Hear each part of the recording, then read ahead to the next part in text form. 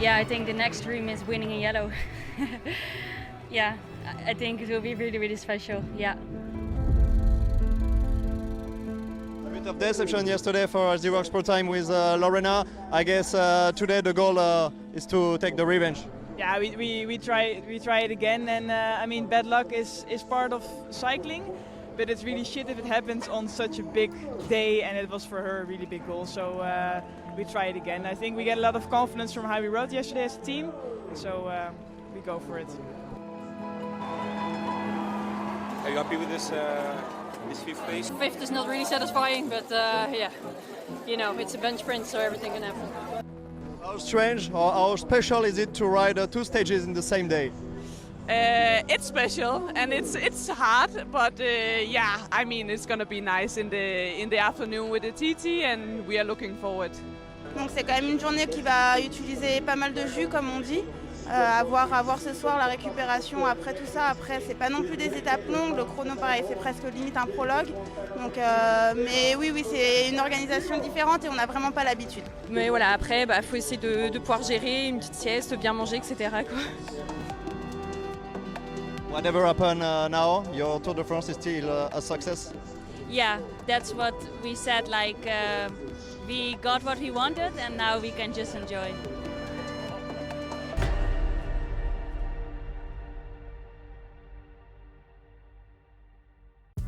69,7 km absolument plat entre Dordrecht et Rotterdam où le peloton revient aujourd'hui. Aucune difficulté et un sprint massif encore attendu pour cette deuxième étape. L'occasion pour Marianne Vos ou Lorena Wiebes de prendre leur revanche. C'est parti pour cette deuxième étape, Dordrecht-Rotterdam, 69 km 700, la première demi-étape de la journée. C'est parti, Marion Rousse a libéré les coureuses du Tour de France. Avec une distance aussi courte, la moindre erreur peut être fatale. Les sprinteuses sont attendues, la nervosité se ressent après seulement 3 km. Avec un accrochage, ça commence avec un rétrécissement ici et une première chute.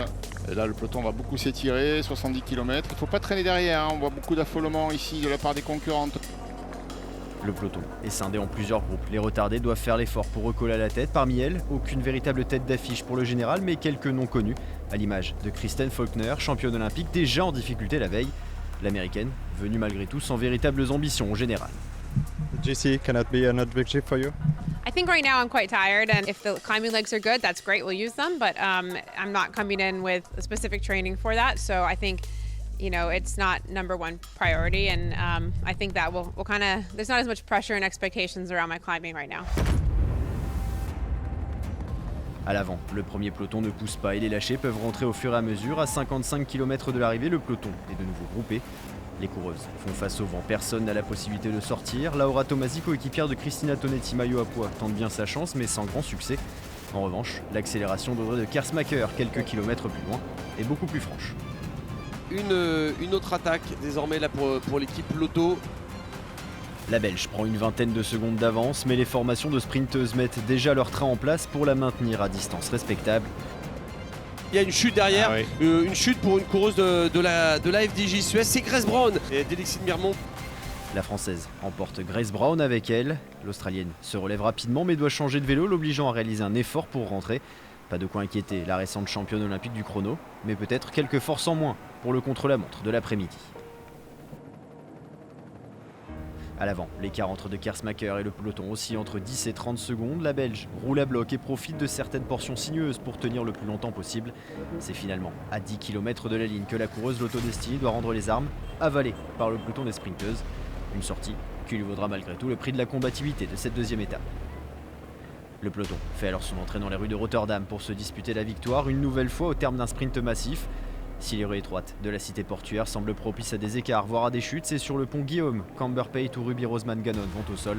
Près de la moitié du peloton se retrouve à l'arrière, mais les favorites sont bien devant. Lorena Wiebes, Charlotte Kohl, acte 2.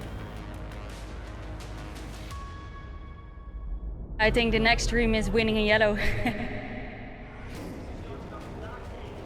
Avec Guarici qui va emmener Lorena Wiebes, ça y est, c'est le sprint. Et on voit les SD Wars qui sont devant pour l'instant. Lorena Wiebes qui ça y est, qui lance son sprint. Lorena Wiebes qui est devant. Ça marche bien, le derrière. Qui est en train de passer Charlotte Kohl qui est juste derrière Marianne Vos. pour l'instant et c'est Lorena Wiebes qui est devant. Lorena Wiebes, attention, regardez le passage et la victoire de Charlotte Cole. Dreams come through quite fast these days. First yesterday and today already in this winning in this jersey is real special. I just launched my sprint and it was enough.